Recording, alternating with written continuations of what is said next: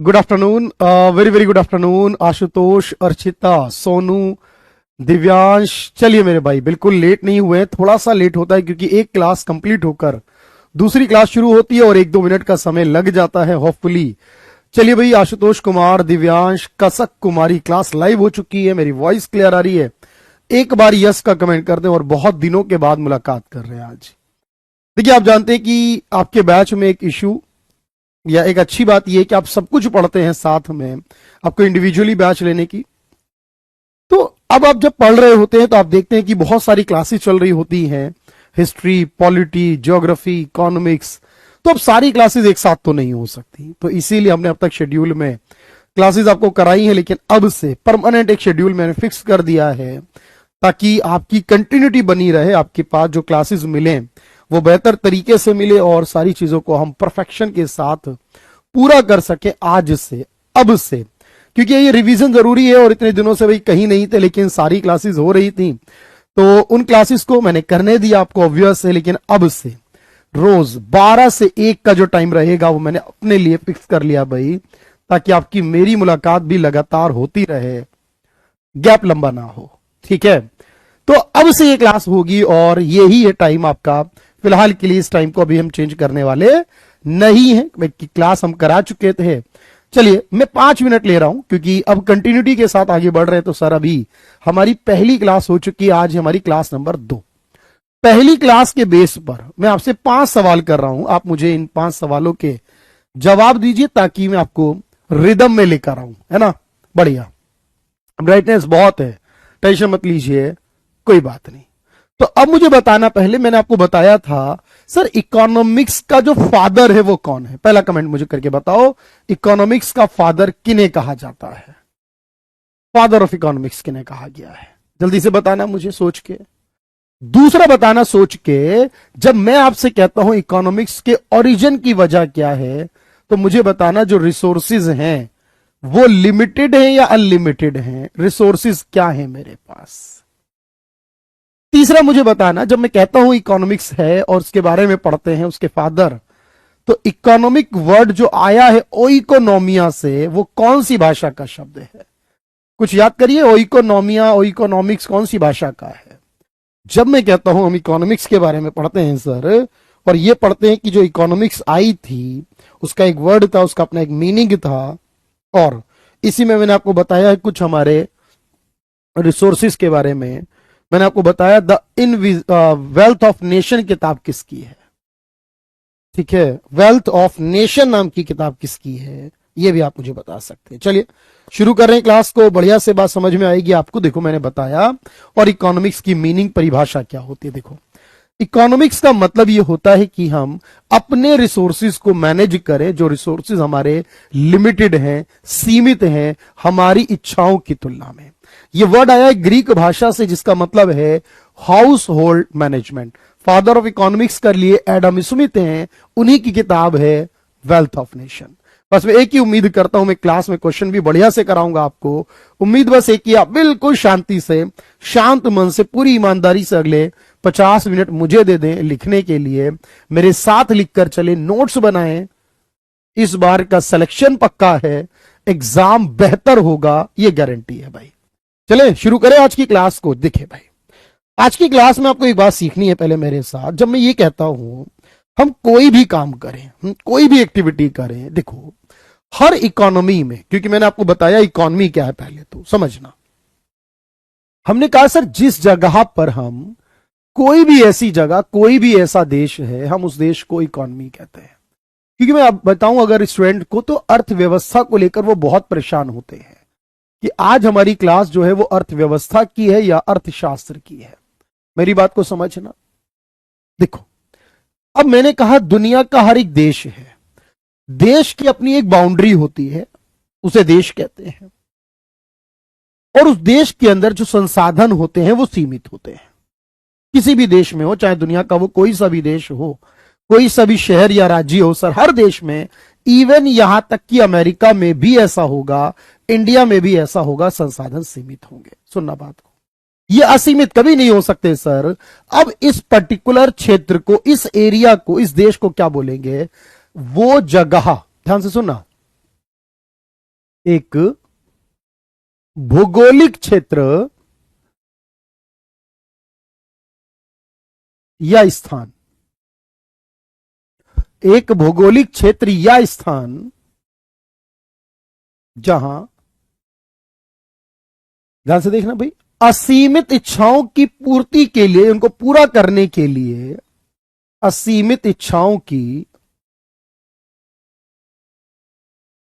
पूर्ति के लिए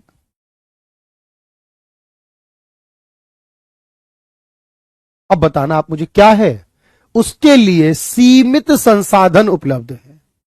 ऐसी कोई जगह, ऐसी कोई लोकेशन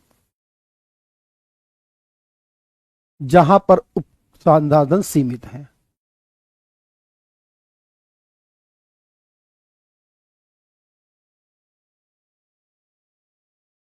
यानी इंग्लिश में अगर मैं कहूं तो क्या कहोगे सर? ए जियोग्राफिकल एरिया, या place where limited resources are available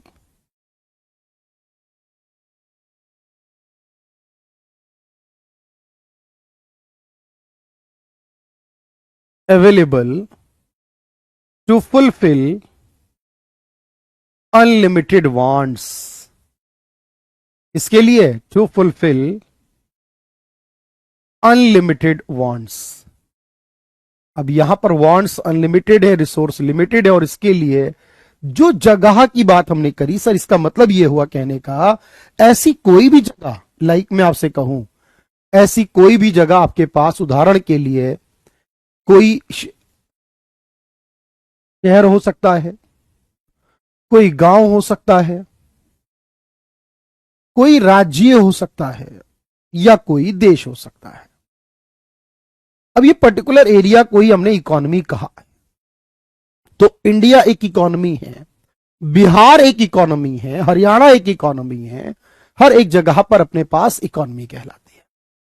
अब जब मैं इकोनॉमी के बारे में पढ़ूंगा तो एक और बात ध्यान से सुनना मेरी, सर इकोनॉमी और इकोनॉमिक्स में क्या डिफरेंस हुआ, फिर ध्यान से देखना।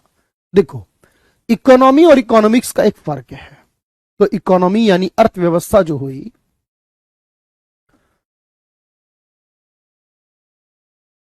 ये क्या हुआ, कोई एरिया हुआ या कोई प्लेस हुआ।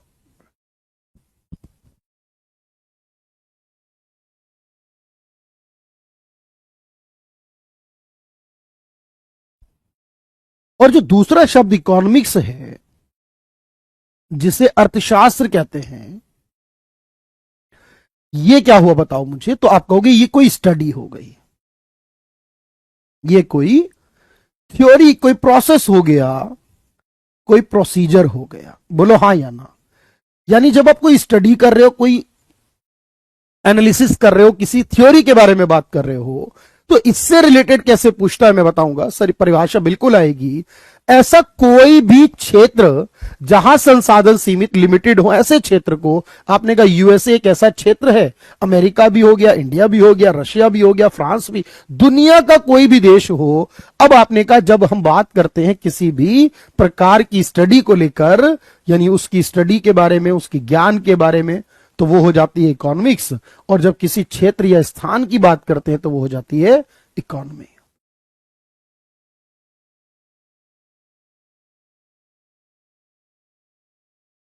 या थ्योरी की बात करें, कोई भी एनालिसिस के बारे में, बस यहां तक बात समझ लो। तो इकोनॉमी अलग है और इकोनॉमिक्स अलग है, ये बात हमें समझ में आ गई।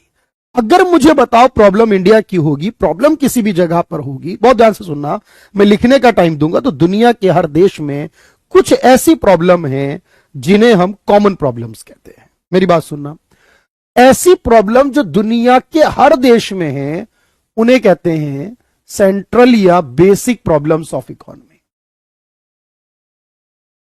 सेंट्रल या बेसिक प्रॉब्लम्स ऑफ इकोनॉमी। ध्यान से सुनना भाई, क्वेश्चंस एनालिसिस साथ साथ करेंगे। यानी अर्थव्यवस्था की केंद्रीय या मूलभूत सुविधाएं, अर्थव्यवस्था की केंद्रीय या मूल समस्या है। देखना ध्यान से, देखो एक्चुअल में क्या है कि दुनिया में हर एक देश है और उसके सामने कुछ समस्याएं हैं। जैसे आप कहोगे सर संसाधन सीमित होने की वजह से जो पहली प्रॉब्लम आती है उसे कहा जाता है व्हाट टू प्रोड्यूस। देखिए भाई, पहली प्रॉब्लम को क्या कहते हैं? व्हाट टू प्रोड्यूस, यानी हिंदी में कहूं तो क्या उत्पादन करें। इसका मतलब यह हुआ जब कोई भी इकोनॉमी यानी कोई भी देश के अंदर यह डिसाइड किया जाता है कि हमें कौन सी गुड्स या कौन सी सर्विस है जिसको प्रोड्यूस करना है। क्योंकि देखो हमारे पास जो रिसोर्स है, मैंने कहा किसी भी काम को करने के लिए तो लिमिटेड है, ध्यान से सुनना। तो अब आप देखो यहां पर उस रिसोर्स को हम कहां यूज करें, क्या प्रोड्यूस करें। आप कहोगे कैसे? मान लो एक किसान है, किसान के पास जमीन है और कुछ पैसा है, लेबर भी है उसके पास, लेकिन किसान क्या करेगा बताओ? तो आपने कहा एवरी कंट्री के पास रिसोर्स सेम हो सकते हैं क्या? नहीं हो सकते अन्वेष। कोई अमीर है तो कोई गरीब है, रिसोर्स जितने भी लिमिटेड है पर वो अलग अलग हैं। कहीं जमीन से तेल निकल रहा है तो कहीं जमीन से पानी ही निकल रहा है, कहीं नेचुरल गैस के भंडार है तो कहीं कोयला निकल रहा है। रिसोर्स अलग अलग है, मैन पावर अलग है। किसी के देश में 10,000 लोगों की आबादी है तो कहीं 10 करोड़ लोग रहते हैं, तो ये भी एक रिसोर्स है। सब अलग अलग है पर जो भी ये लिमिटेड है। तो अब आपने कहा सर पहली बात ये आई क्या करना है, ये चूज करना होगा। मतलब इसका अर्थ ये बना चॉइस करनी होगी उस गुड्स और सर्विस की जो प्रोड्यूस करना है। इसका मतलब है कि अब वो किसान अपने खेत में क्या उत्पादन करे उसे डिसाइड करना होगा। चॉइस ऑफ प्रोडक्ट यानी गुड्स एंड सर्विस। प्रोडक्ट कहते हैं कोई गुड्स या सर्विस को टू प्रोड्यूस,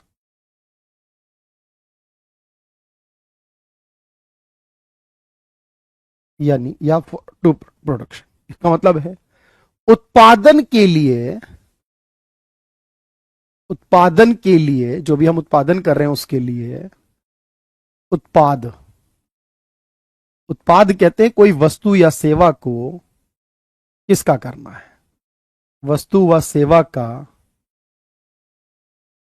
चयन करना। ध्यान से सुनना, जब हम ये डिसाइड कर लेते हैं ना क्या करना है, तब सेकंड प्रॉब्लम अराइज होती है। वो जो दूसरी प्रॉब्लम आती है उसे कहते हैं हाउ टू प्रोड्यूस। ध्यान से सुनना, यानी कैसे करना है, हाउ टू प्रोड्यूस, कैसे उत्पादन करें। जब हम ये कहते हैं ना कैसे उत्पादन करें, इसका मतलब क्या हुआ बताओ? कि हमने डिसाइड तो कर लिया क्या करना है, लेकिन किस टेक्निक से करना है, कौन सी तकनीक से करना है, यानी choice of technique of production, choice of technique of production. उत्पादन करने के लिए टेक्निक क्या इस्तेमाल होगी।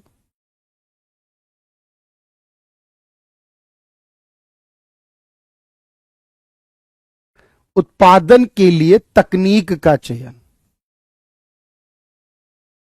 अब देखो ध्यान से समझना, अगर मैं आपसे कहूं कि बेसिक तौर पर हमारी दुनिया में, पूरी दुनिया की बात मैं कर रहा हूं, 2 टेक्निक का इस्तेमाल किया जाता है। तकनीक का मतलब है उस प्रक्रिया जिसके माध्यम से वो बनेगा। इसमें पहली टेक्निक रहती है लेबर इंटेंसिव, इसे कहते हैं श्रम प्रधान। क्या कहते हैं? लेबर इंटेंसिव, यानी हिंदी में कहूं तो श्रम प्रधान। एक ऐसी तकनीक की बात हम कर रहे हैं सर जिसके अंदर श्रमिकों को प्रधान माना गया है, यानी उस काम को करने में श्रमिकों का इस्तेमाल हम ज्यादा करते हैं, उसे कहते हैं लेबर इंटेंसिव यानी श्रम प्रधान तकनीक। और दूसरी टेक्निक आती है जिसे मैं कहता हूं कैपिटल इंटेंसिव यानी पूंजी प्रधान तकनीक। अब जैसे पूंजी का मतलब है कि उस पैसे से हम मशीनरी खरीदेंगे, उस पैसे से हम एडवांस टेक्नोलॉजी लेकर आएंगे। अब इसे कहते हैं पूंजी प्रधान तकनीक, यानी 2 प्रकार की तकनीक का प्रयोग होगा मुख्यतः। अब इसका मतलब यह हुआ कि ऐसी टेक्निक जिसमें हम लेबर से ज्यादा काम कराते हैं, लेबर पर ज्यादा बेस्ड होते हैं एज कंपेयर टू कैपिटल यानी कि पैसा और मशीनरी के, तो ये तो हो जाती है लेबर इंटेंसिव। लेकिन जहां हम लेबर का उपयोग कम करते हैं, मैन पावर, लेबर यानी मैन पावर कम करते हैं, और कैपिटल यानी मशीनरी और टेक्नोलॉजी का इस्तेमाल ज्यादा करते हैं। क्योंकि यहां जो कैपिटल वर्ड है ना, आपके बारे में ये पूछ सकते हैं, सोच सकते हैं सर यहां ये कैपिटल वर्ड क्या बता रहा है, क्योंकि कैपिटल का मतलब तो पैसा होता है। तो यहां जो कैपिटल मतलब है, ये जो पूंजी है, इसका मतलब जो हो गया वो हो गया मशीनरी और टेक्नोलॉजी से, कि मशीनों का इस्तेमाल करके और टेक्नोलॉजी का इस्तेमाल करके, मशीन और तकनीक के इस्तेमाल से। अब जैसे मैं आपसे कहता हूं, अगर ये पूछा जाए हमसे एग्जाम के अंदर कि भारत में जो कृषि है, भारत में जो खेती होती है, आप मुझे बताना कि ये खेती जो होती है वो कौन सी टेक्निक के आधार पर होगी, सोच के बताएं मुझे।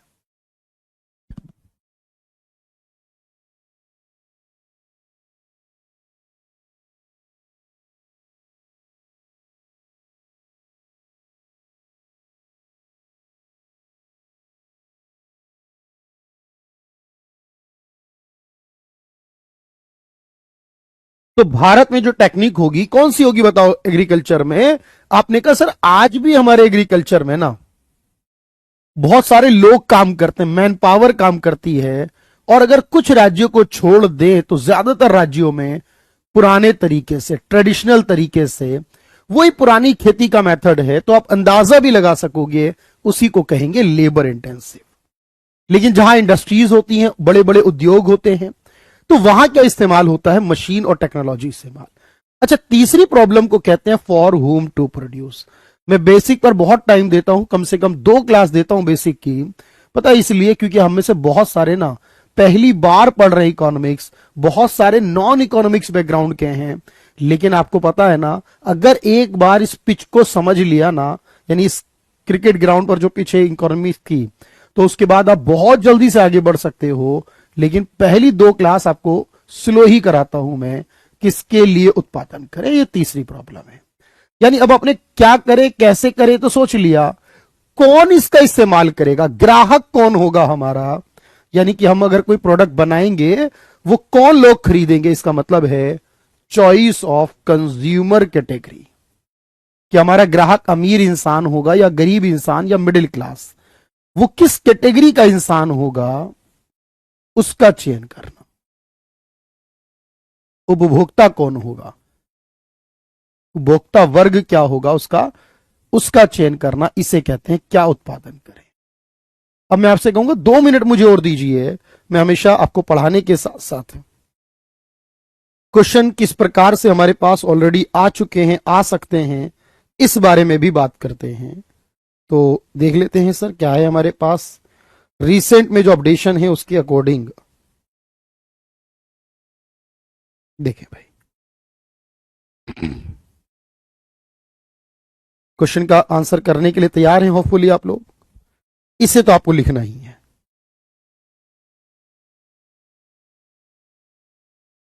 देखिए भाई, एक बार मुझे टाइम दें और फिर उसके बाद इस क्वेश्चन का आंसर भी करें।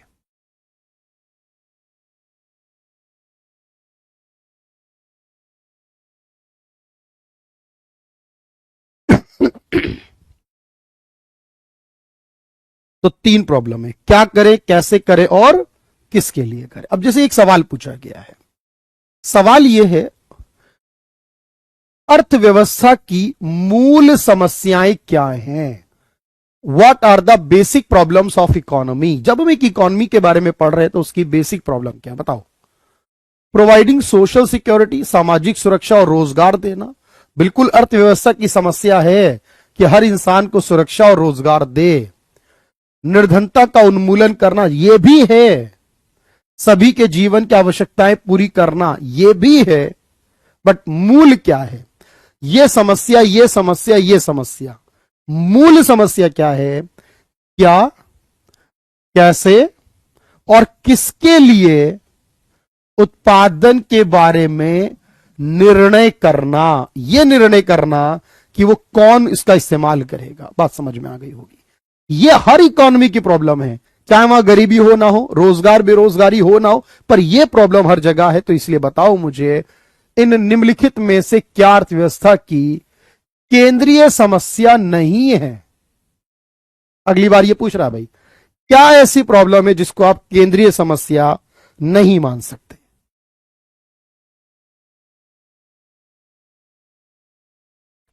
बहुत ध्यान से, बिल्कुल आराम से। स्पीड तो मैं आपको इतनी बढ़ा दूंगा, आप खुद सोचेंगे कि सर बढ़िया से हो गया, अब तो मजा आ गया स्पीड में, बट क्या करना है, कैसे करना है, किसके लिए करना है, बट कब करना है, ऐसा हमने कोई भी सवाल नहीं देखा, क्योंकि इस बारे में कोई बात हमसे नहीं की गई। कब करना है को लेकर कोई बात इसमें नहीं आती है।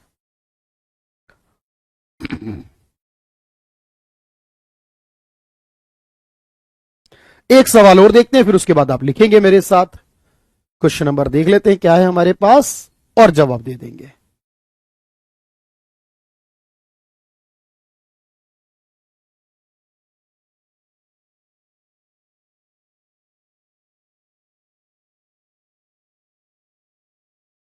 तो क्या बताया, क्या, कैसे, किसके लिए, यही सही है सर।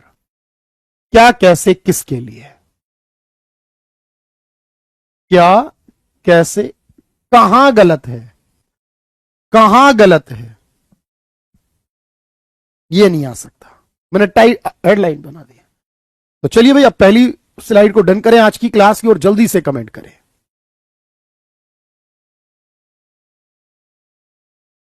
आज की क्लास की पहली स्लाइड को डन कर ले, अगर कुछ रह गया है तो, और कमेंट कर दे यस का।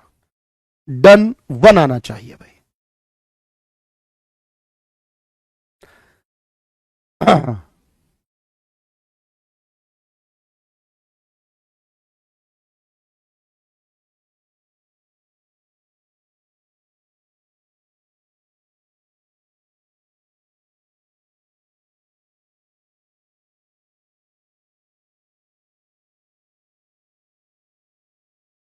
ठीक है, डन है, 1 है, फर्स्ट क्लियर है बिल्कुल।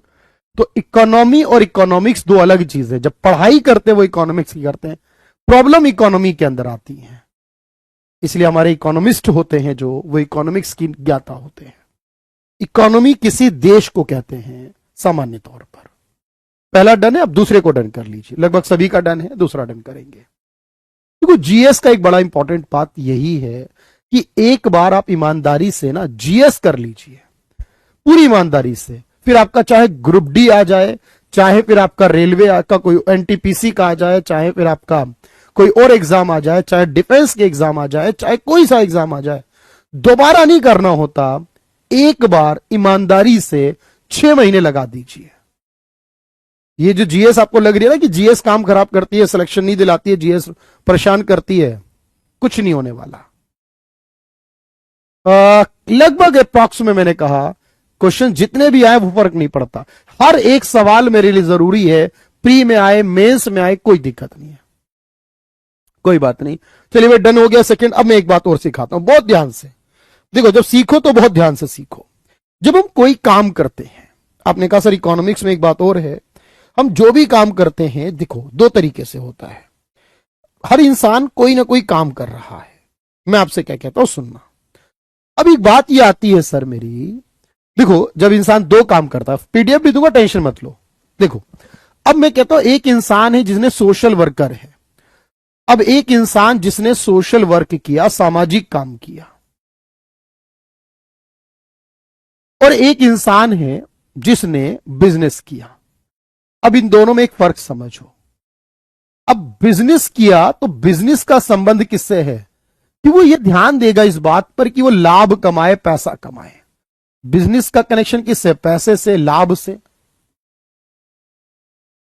लेकिन जो आपके पास समाज सेवा है, उसमें आपने लाभ पैसा कमाने के बारे में नहीं सोचा, समाज के कल्याण के बारे में सोचा। बोलो हाँ या ना? बहुत बढ़िया। ग्रुप डी आराम से, हर किसी के लिए नहीं पढ़ना होता। तो आपने कहा सर बिजनेस के लिए या सोशल वर्क के लिए किया।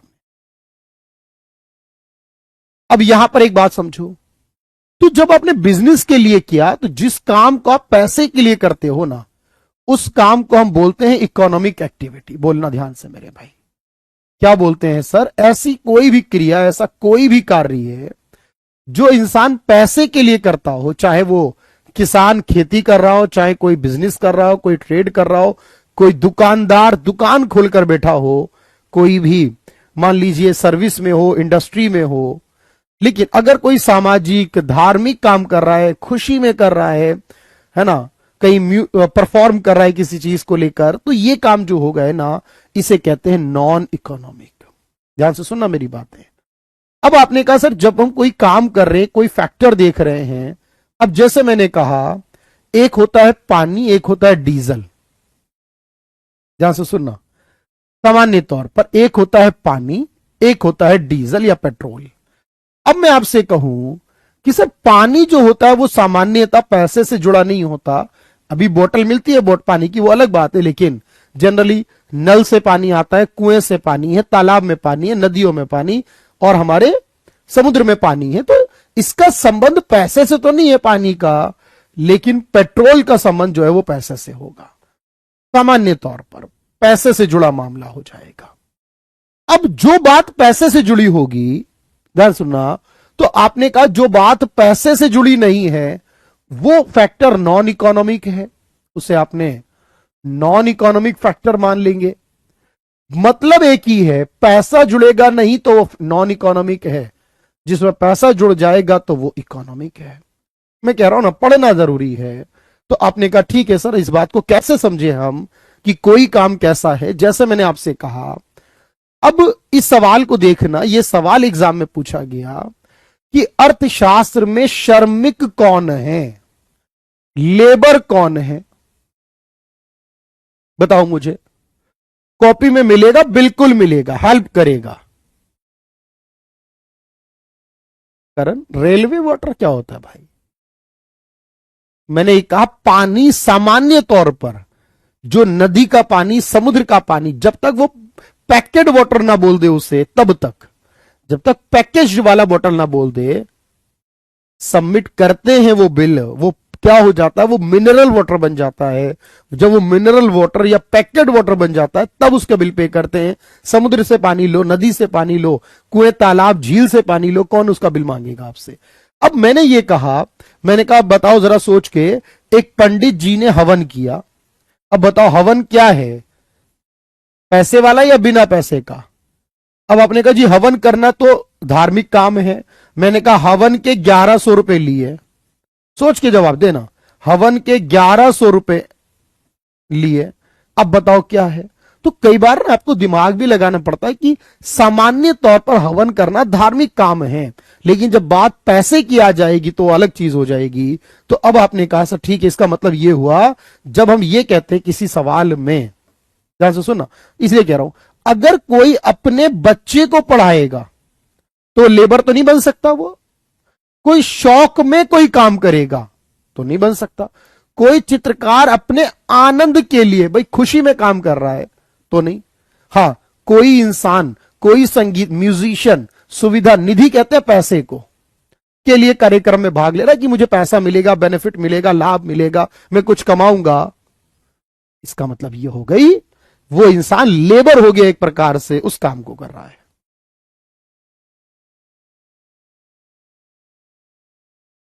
जब लोग वस्तु और सेवाओं के उत्पादन में काम करें तब उन्हें किसमें व्यस्त होना कहते हैं? अब देखो मैंने क्या कहा था, जब हम वस्तु और सेवा का उत्पादन करने में लगेंगे तो इसका मतलब हम पैसे वाला कोई काम करेंगे, उससे उत्पादन करेंगे, पैसा कमाएंगे। तो उस काम को क्या बोलेंगे बताओ? तो मेरे भाई उस काम को बोलेंगे इकोनॉमिक, उस काम को बोलेंगे इकोनॉमिक। और उस करने वाले को क्या बोलेंगे? जो भी काम करेगा उस इंसान को बोलेंगे लेबर। जो काम करेगा उसे बोलेंगे इकोनॉमिक, और जो काम हो जाएगा उसे, काम करने वाला होगा उसे बोलेंगे इकोनॉमिक। जैसे ये सवाल हमारा एसएससी ने पूछा है अपने एग्जाम में, मैंने दिमाग में आपके फिट कर दी है बात कि अब आर्थिक अनार्थिक में कंफ्यूज मत होना, बस जहां पैसा आए वो आर्थिक ना आए तो अनार्थिक, इस हिसाब से आपको चलना है। तो अब आप देखो जरा ध्यान से,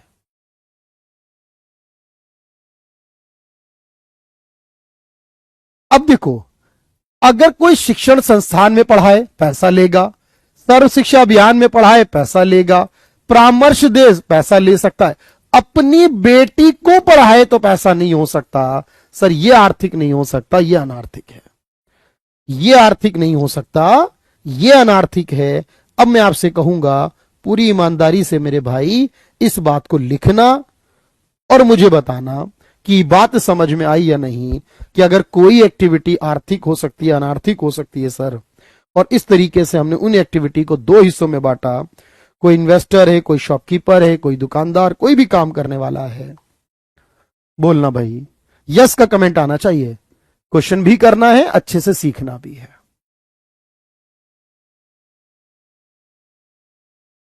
क्वेश्चन को करना है और उसके बाद उसे अच्छे से सीखना है मेरे साथ।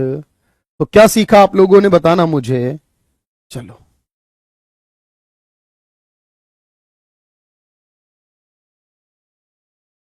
सीख गए हो तो बता दो भाई। अब इसे आपको एक बार डन करना है मेरे साथ। इसको नोट कर लो। इकोनॉमिक क्या है? कोई भी काम, मैंने कहा, कोई किसान, कोई लेबर, कोई सर्विस देने वाला, कोई बिजनेस, कोई दुकानदार, कोई निवेशक, कोई ट्रेडर, कोई निवेशक, कोई शॉपकीपर,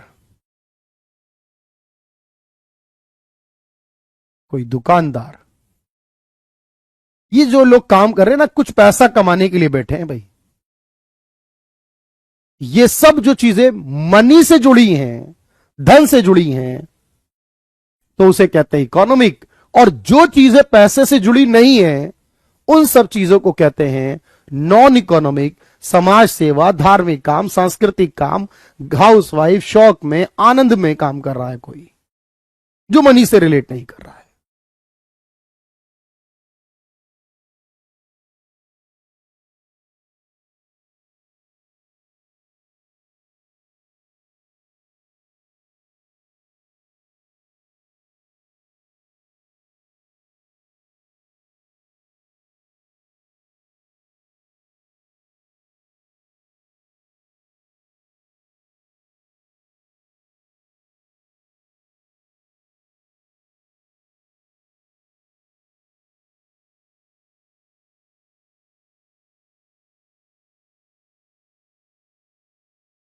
कुछ नहीं छूटेगा, एक एक बात, बिल्कुल सब कुछ होगा। बहुत बढ़िया से सीखो। तो इकोनॉमिक वो हो गई जो मनी से रिलेट करती है।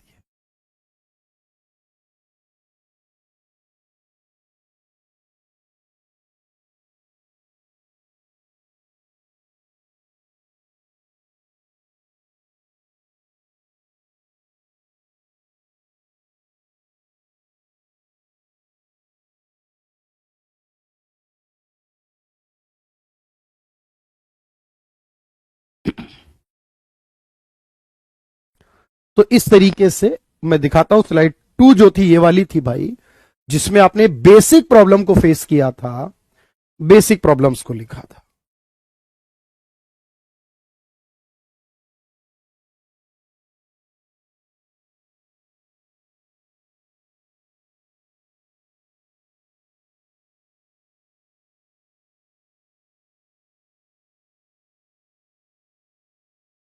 चलें भाई, आगे बढ़ते हैं सर, कुछ अगली तरफ चलते हैं।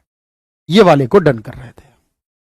अच्छा, मुझे एक बात बताना सोचकर, एडम स्मिथ तो है फादर इकोनॉमिक्स के, कुछ और लोगों के नाम भी मैं लूंगा।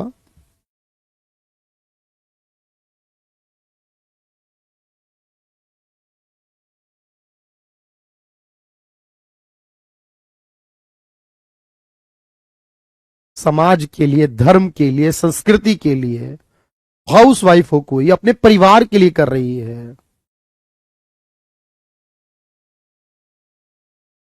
देखो, एक सवाल आता है ना, एक मेड होती है, नौकरानी, इसमें लेकर थोड़ा सा मैं बता देता हूं। मेड, नौकरानी, क्योंकि जब नौकरानी काम करती है तो एक तरह से वो भी वही काम करती है जो घर में महिला करती है। पर नौकरानी जब काम करती है तो पैसे के लिए करती है, और कोई महिला अपने लिए घर के काम करती है तो वो पैसे के लिए नहीं करती। इसमें फर्क है। नौकरानी जो होती है वो पैसा कमाती है। हाउस वाइफ जो होती है अपने परिवार में, मां, बहन, बीवी, वो पैसा नहीं कमाती, तो वो हमारी गृहिणी। अब मेरी बात सुनना। अच्छा, एक बात सोच के बताना है कि इकोनॉमी कैसे चलती है। तो आपने कहा सर इकोनॉमी है, इकोनॉमी में जरूरतों को पूरा करना होता है। जो एक बात सोच के बताना, इकोनॉमी की जरूरतों के लिए पैसा चाहिए। पैसा सरकार कहां से लाती है? क्योंकि इकोनॉमी सरकार संभालती है। सरकार किसी देश की इकोनॉमी संभालती है। बड़ा जबरदस्त पॉइंट दे रहा हूं मैं आपको, एग्जाम का पॉइंट दे रहा हूं भाई। तो मुझे बताना सरकार ये पैसा कहां से लाती है। तो आप कहोगे सर ये इंसानों, व्यक्तियों पर, कंपनियों पर, चाहे कोई व्यक्ति हो या कोई कंपनी हो, कोई सामान हो, सब पर, माल पर, सब पर टैक्स लगाते हैं। अब टैक्स लगाते हैं तो वहां से पैसा आता है और उससे पूरी इकोनॉमी हमारी कार्य करती है, चलती है, हमारी जरूरतें पूरी होती है, लोगों को रोजगार मिलता है, गरीबी दूर, सब कुछ इसी से चलता है। बोलो हाँ या ना। अब मुझे बात बताना, अब टैक्स सरकार लेती तो है, लेकिन इसके कुछ नियम होते हैं। ये हमें बताए हमारे फादर इकोनॉमिक्स के हैं जो एडम स्मिथ ने, 4 नियम बताए। क्या बोला उन्होंने? देखो, टैक्स ऐसा लगाओ, मैं जो बोल रहा हूं ध्यान से सुनना, टैक्स ऐसा लगाओ जिससे आय असमानता दूर हो। बोलो हां या ना। भाई अमीर और गरीब 2 तरह के लोग हैं, इनके बीच की दूरी, अमीर और गरीब के बीच जो गैप बन गया है, अब कोई इंसान इतना गरीब है कि खाने तक के पैसा नहीं है, कोई इतना अमीर है कि उसके पास रखने की भी जगह नहीं बनती है। तो पैसा इस तरीके से बंटना चाहिए और टैक्स ऐसे लगे आय असमानता दूर हो। दूसरा, जो टैक्स हम लेते हैं, टैक्स लगाते हैं, टैक्स जमा करते हैं, अब टैक्स जमा करने में खर्चे आते हैं, उस जमा की जो लागत है वो कम हो जाए। बोलो हां या ना। भाई हम टैक्स लगाते हैं, टैक्स सरकार लेती है, सरकार हम पर लगाती है, तो उसे जमा करते हैं। उसके लिए जीएसटी का डिपार्टमेंट बनाया, इनकम टैक्स का डिपार्टमेंट बनाया, मशीनरी है और लोगों को रखा काम पर। ये खर्चा कर रही है सरकार। 1000 रुपए टैक्स ले रही है तो 100 रुपए खर्च हो जा रहे हैं सरकार के। ये खर्चा कम से कम होना चाहिए, ये एडम स्मिथ ने बताया। अच्छा देश वो है जहां अमीर गरीब के बीच गैप कम हो। अच्छा देश वो है जहां टैक्स लगाने पर, कलेक्शन करने में खर्चा कम आता हो। अच्छा देश वो है जो टैक्स लगाए ना तो बार बार बदलाव ना करे उसमें। टैक्स हमेशा निश्चित होना चाहिए, यानी ऐसा नहीं है कि कभी तो लगा दिया 10, कभी 20, कभी 50, कभी 5। इससे लोगों में ना अविश्वास होता है। सरकार बार बार बदलती है, अविश्वास। टैक्स बार बार बदलेगा तो क्या होगा? विश्वास नहीं होगा लोगों को। और लोगों को टैक्स जमा करने में सुविधा होनी चाहिए। ये 4 ऐसी बातें बताई कि लिखो, लोग सुविधा होगी टैक्स देने में तो टैक्स देंगे, निश्चित होगा तो लोग टैक्स जमा करेंगे, टैक्स का खर्चा कम से कम करो, टैक्स ऐसे लगाओ कि अमीर गरीब के बीच में गैप कम हो जाए। सब बातें किसने बताई हमें? Father of economics Adam Smith ने। उनका नाम क्या है? उनकी थ्योरी का नाम क्या है? इसे कहते हैं कैनन ऑफ टैक्सेशन, यानी ऐसी प्रणाली जो टैक्स को बेहतर तरीके से लगाने पर बात करती है। अर्थव्यवस्था चलेगी ही तब। इंट्रोडक्शन कह लीजिए, बेसिक्स कह लीजिए,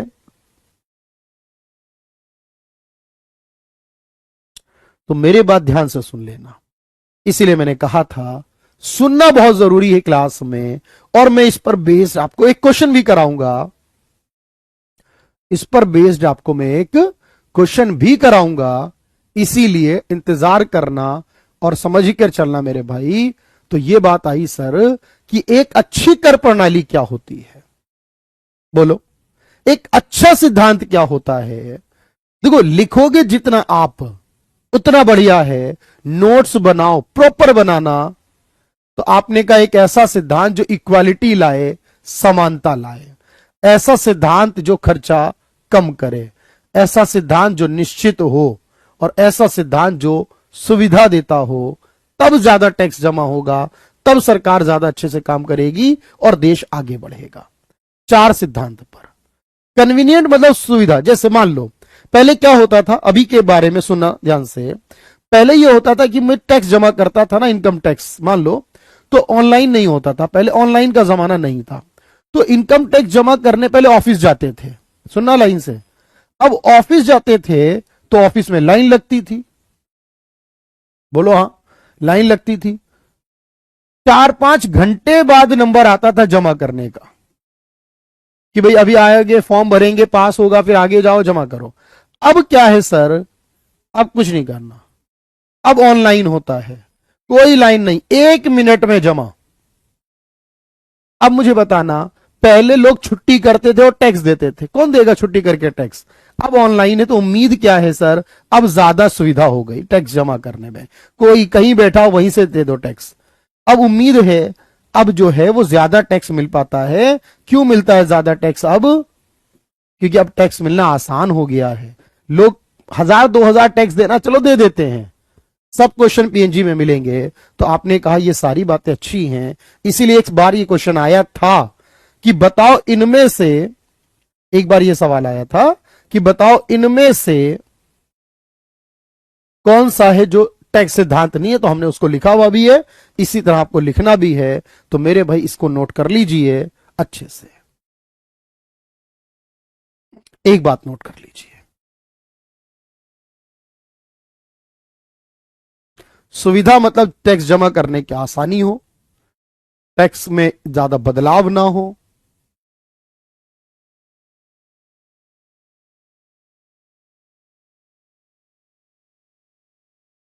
ये सब है एडम स्मिथ की थ्योरी।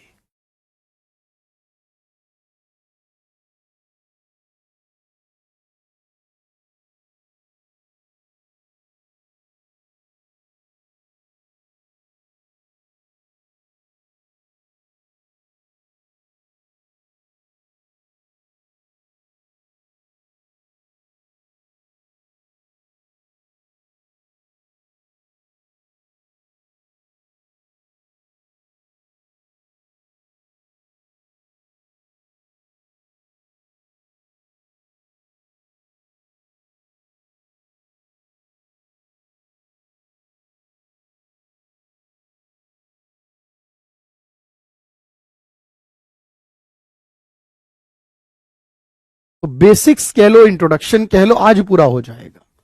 बेसिक्स या इंट्रोडक्शन आज पूरा। और अभी याद रखना, क्लास यही टाइम चला करेगी, 12 से 1। एक आखिरी बात और बताऊंगा, बस ज्यादा कुछ नहीं है। एक आखिरी बात और बताऊंगा, ये सारे क्वेश्चन तो मैंने आपको कराए हैं इसीलिए क्योंकि क्वेश्चन करते तो मजा आता है ना। एक बात और बताऊंगा भाई, एक बात और बस।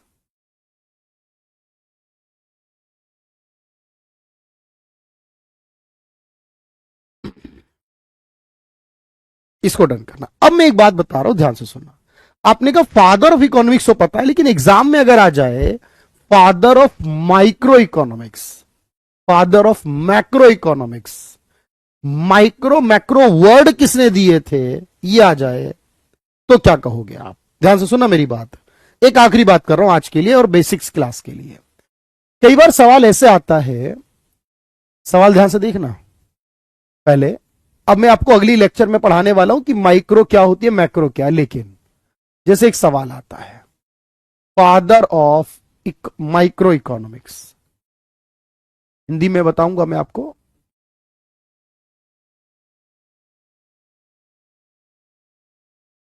व्यष्टि बोलते हैं इसे, अगले लेक्चर में पढ़ेंगे। व्यष्टि अर्थशास्त्र का जनक,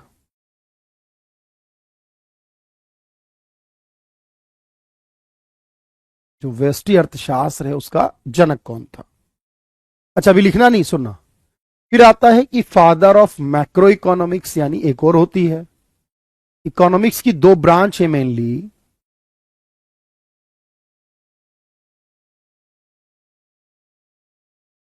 इसे कहते हैं समष्टि अर्थशास्त्र का जनक।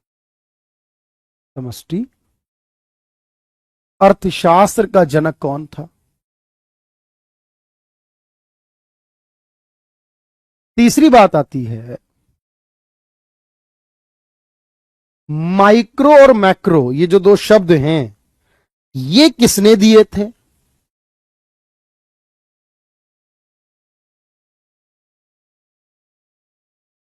ये दोनों शब्द जो हैं, माइक्रो और मैक्रो शब्दों का प्रयोग किसने किया था, ये पूछ लेता है। शब्दों का सर्वप्रथम उपयोग,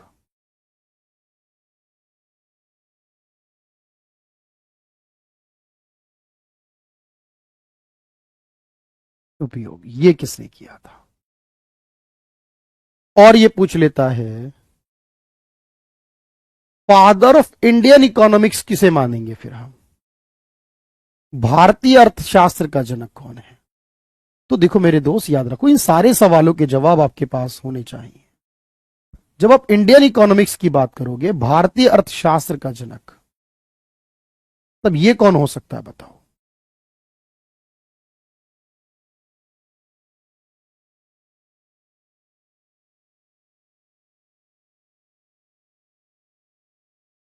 देखो, जब मैं कहता हूं ना भारतीय अर्थशास्त्र का, सुनना भी, तब इस बारे में याद रखना, एक नाम आता है जिन्हें हम कहते हैं कौटिल्य।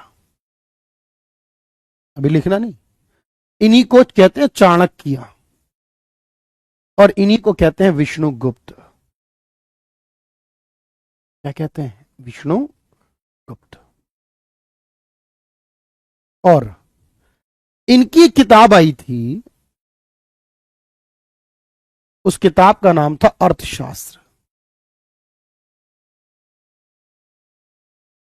इनकी किताब का नाम क्या था? अर्थशास्त्र।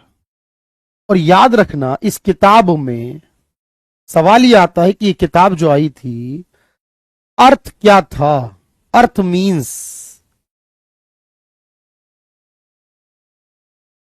जो अर्थ है इसका क्या मतलब था, इसका मीनिंग क्या था? तो अर्थ का मतलब था धन या पैसा।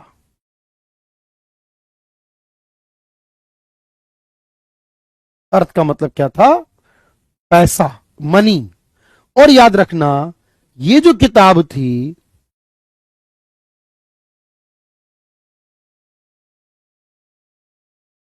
दैट या this book relates to political aspect. ये किताब जो आई थी, इसलिए देखो, अर्थ में अर्थ का मतलब धन होता है, रिलेट्स टू पॉलिटिकल एस्पेक्ट। और ये किताब राजनीति पर आधारित थी। ये सवाल आया हुआ एग्जाम में।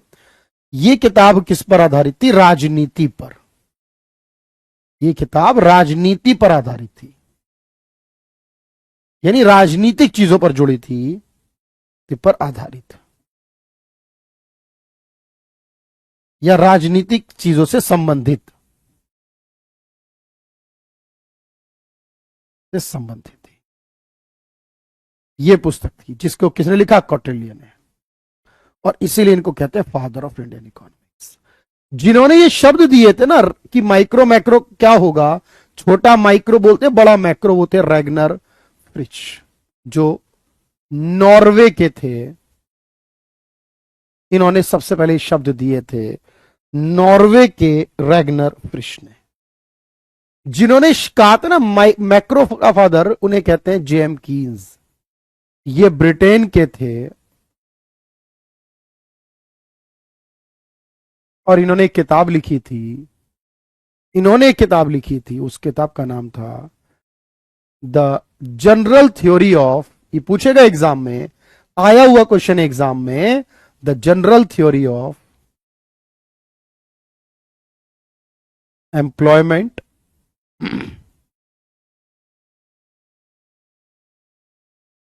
Interest and money.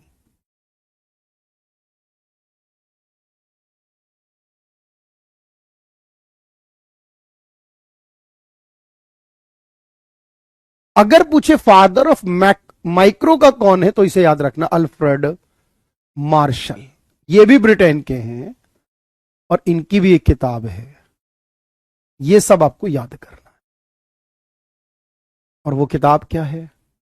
Principle of economics.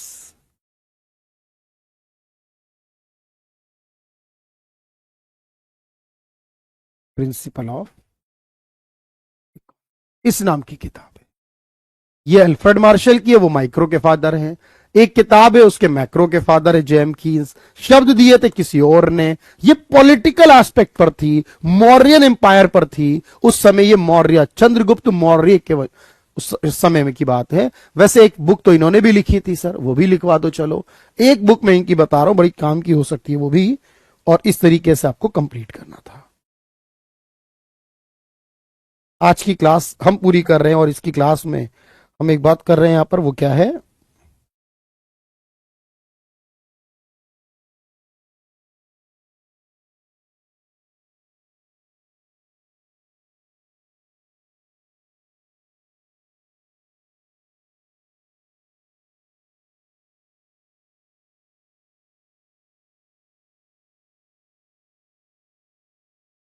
एक किताब है problems and method of econometrics.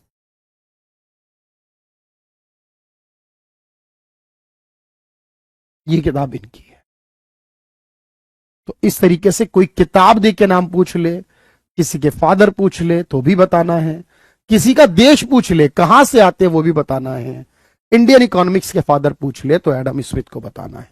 मैं अगर आपसे कहूं कि सर इस पर बेस्ड कुछ पुरानी किताबों की बात करूं, कुछ पुराने सवाल मैं आपको दिखाऊं, 1 मिनट देंगे मुझे तो आपको मिलेगा। जैसे सवाल आता है, who is known as the father of macro economics. जब यह सवाल पूछेगा तो जवाब होगा John Maynard Keynes, JM Keynes कहते हैं इन्हें, जॉन माइनार्ड कीन्स। इसे जेएम कीन्स का नाम दिया गया। अगर पूछता है आपसे कि कौटिल्य का अर्थशास्त्र किससे संबंधित था, ये ऑलरेडी एग्जाम में पूछा है, तो ये पॉलिटिकल स्टेटक्राफ्ट यानी पॉलिटिकल चीजों पर, राजनीतिक चीजों पर आधारित था। जहां बात राजनीति की होगी, प्रथम बार किस अर्थशास्त्री ने व्यष्टि और समष्टि जैसे शब्दों का प्रयोग किया था, ये वाला इंपॉर्टेंट है। ये बार बार आता है एग्जाम में, व्यष्टि और समष्टि शब्दों का उपयोग सर्वप्रथम किया वो थे रैगनर फ्रिश ने। इस तरीके के क्वेश्चन आपको मिलेंगे और आपको याद करना है इकोनॉमिक्स के बारे में पूरी प्रॉपर चीजें, कोई गलती नहीं होनी चाहिए, कहीं कोई समस्या नहीं आनी चाहिए। हर एक चीज मैंने आपको बता दी है। इससे पहले की स्लाइड में लिखवा दूं और बता दूं तो भाई ये दोनों स्लाइड आपने करनी है और ये हमारी फाइनल स्लाइड। बेसिक्स की 2 क्लासें पूरी हुई, कल मिलते हैं अगली क्लास के साथ। कल क्या कराऊंगा मैं आपको, micro economics, macro economics, positive और नॉर्मेटिव इकोनॉमिक्स और एनवायरमेंट इकोनॉमिक्स, यानी 5 तरह की इकोनॉमिक्स हैं जिनसे आपके एग्जाम में सवाल पूछे जाते हैं। ये पांचों इकोनॉमिक्स को मैं कल क्लियर कर रहा हूं with example, with previous year questions. बस जुड़े रहिए। रेलवे, सीजीएल, सीपीओ, सीडीएस, कुछ भी हो, कंसेप्ट क्लियर है तो सब आसान है। Thank you everyone.